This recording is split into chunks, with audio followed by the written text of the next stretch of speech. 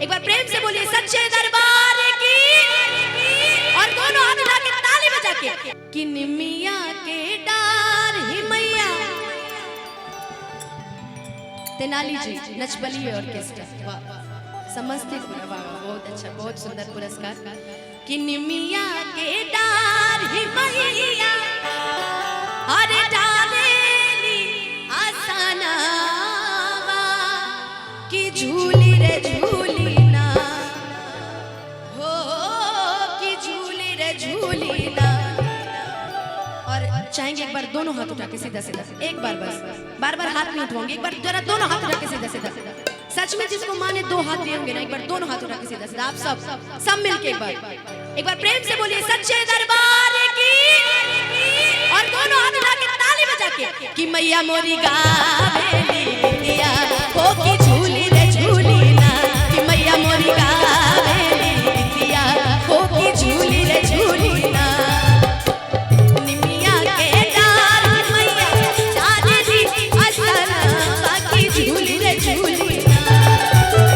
निमिया के डार मैया डालेली आसनावा की झूली रे झूली ना, हो की झूली रे झूली ना, कि मैया मोरी गावेली बिटिया हो की झूली रे झूली ना, मैया मोरी गावेली बिटिया हो की झूली रे झूली ना।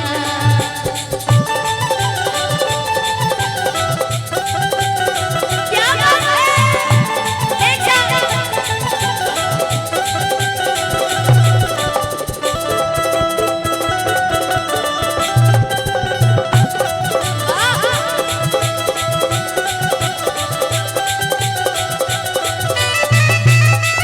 क्या बात है शोभा, वाह वाह।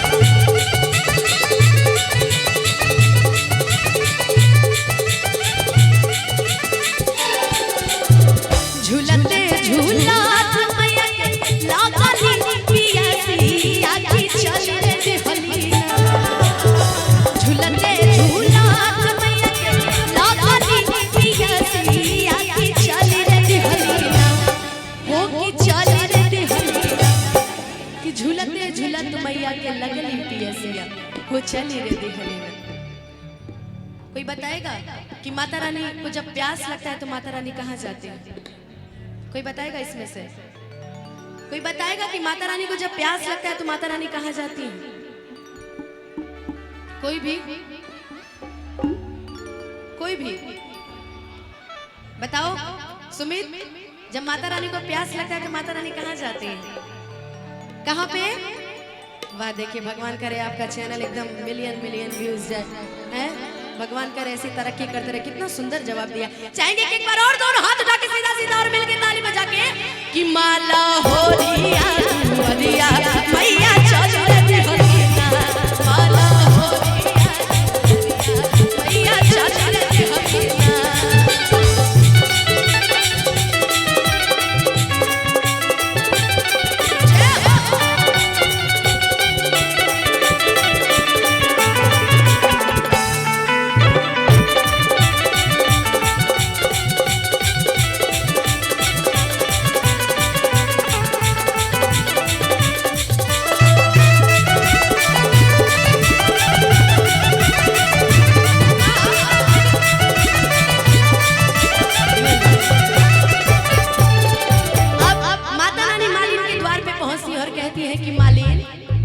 सुतल पाड़ू की जागल ये मलिनिया मलिन मुंदाए। सुतल पाड़ू की जागल ये मलिनिया मलिन मुंदाए, मलिन मुंदाए। लेकिन आज एकदम नहीं लग रहा है कि समस्तीपुर है। रियलिटी में बताऊं, समस्तीपुर की जनता इतनी शांत बैठने वाली है ही नहीं है भाई। बड़े बड़े स्टार आए हैं इस क्षेत्र में, इतना प्यारा आशीर्वाद मिला है उनको ऑलरेडी। मैं चाहूंगी कि इस भजन की आखिरी लाइन को चाहूंगी कि मिल के जरा चारों तरफ से एक बार प्यार से भगवान करे जिसके दोनों हाथ सबसे ऊपर वो सबसे पहले ऊपर, तरक्की वाला ऊपर यार उठाओ। जिसका दोनों हाथ सबसे ऊपर वो सबसे पहले तरक्की। कहते हैं किसी की मस्ती जिंदा है तो किसी की हस्ती जिंदा है। किसी की मस्ती जिंदा है तो किसी की हंसी जिंदा है, और जो भजनों में ताली ना बजाए वो बेचारे जबरदस्ती जिंदा है। इसलिए एक बार मिलके जरा दोनों हाथ उठा के सीधा सीधा समस्तीपुर वाली जितनी मेरी जनता है, एक बार दोनों हाथ उठा के मिलके गाएंगे क्या कि हमके पानिया पिया तू मालिना भूलाए गोला, कि हमके पानिया पिया तू मालिना भूलाए गोला। निमिया के डाल मैया डाले असरवा की झूल रे, निमिया के डाल मैया डाले असरवा की झूल रे झूलना, हो की झूल रे झूलना। और उठाएंगे दोनों हाथ और मिलके मेरे साथ झूमेंगे कि मैया मोरी गावे दिया, हो की